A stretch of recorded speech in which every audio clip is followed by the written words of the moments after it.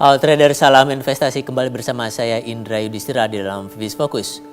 Beberapa hari ini kita melihat bahwa kecenderungan menguatnya dolar Amerika Serikat terhadap mata uang majors, bahkan terhadap mata uang utama lainnya di dunia ini cenderung menunjukkan suatu momentum yang sedikit melambat. Namun demikian, dalam suatu rentang ataupun dalam satu periode perdagangan yang lebih panjang, kita melihat bahwa momentum kenaikan dolar Amerika Serikat ini masih cukup kuat.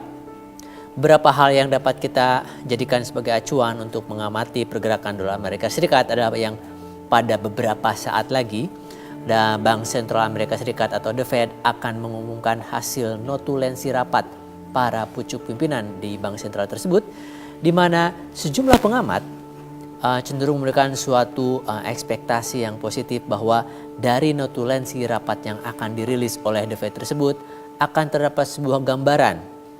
bahwa Bank Sentral Amerika Serikat semakin yakin bahwa perekonomian ataupun pertumbuhan ekonomi di negara tersebut masih berada dalam satu outlook yang semakin baik. Hal ini dilandasi oleh beberapa hal, di mana pada beberapa waktu lalu telah diumumkan bahwa tingkat pengangguran di Amerika Serikat mengalami penurunan ke angka yang dapat dikatakan cukup rendah, yaitu ke angka 5,9%, di mana angka ini jauh lebih rendah dibandingkan dengan angka pada tahun lalu yang berada di angka 7,2%. Suatu penurunan tingkat pengangguran yang cukup tajam dari 7,2% ke angka 5,9% ini secara tidak langsung dapat dijadikan sebagai suatu catatan bahwa terjadi prestasi yang luar biasa pada ekonomi di Amerika Serikat. Dan terkait dengan hal ini, sesuai dengan komitmen The Fed bahwa bank sentral tersebut akan semakin memperlemah ataupun mengangkat kebijakan moneter longgar jika terjadi suatu peningkatan performa di sektor tenaga kerja. Dan data-data yang terakhir menunjukkan bahwa telah terjadi suatu peningkatan performa di sektor tenaga kerja AS, sehingga secara umum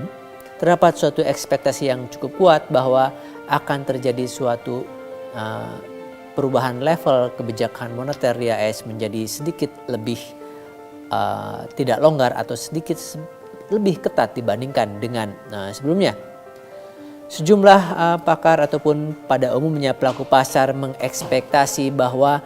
suku bunga acuan di Amerika Serikat akan diangkat ataupun dapat dinaikkan dari kondisi ZIRP atau Zero Interest Rate Policy. Dan kendati The Fed masih belum memberikan suatu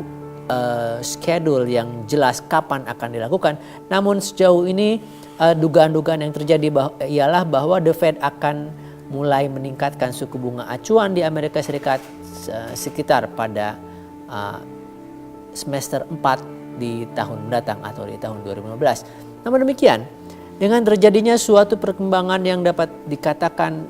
melebihi ekspektasi dalam sisi positif,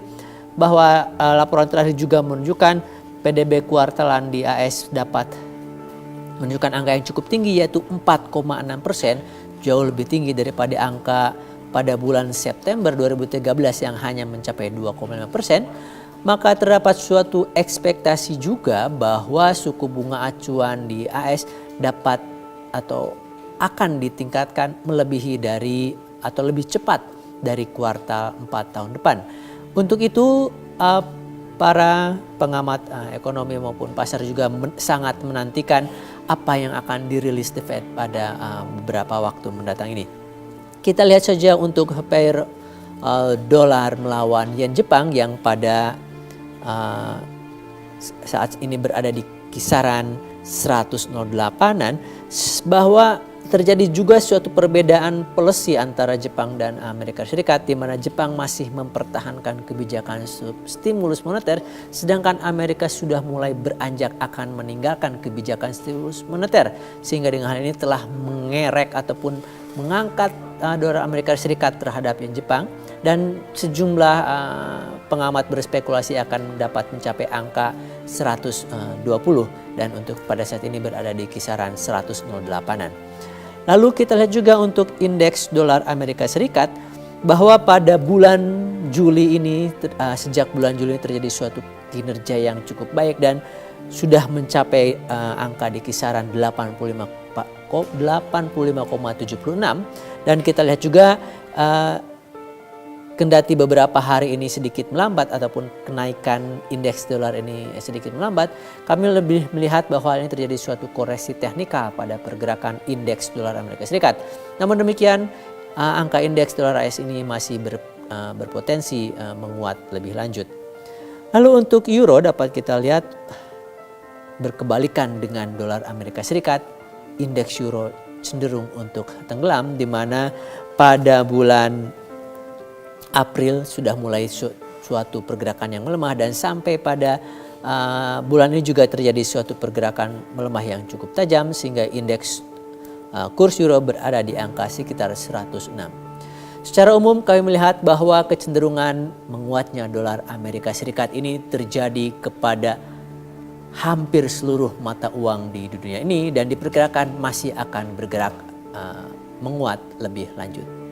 Demikian Fibis Fokus untuk kali ini. Happy trading dan salam Fibis.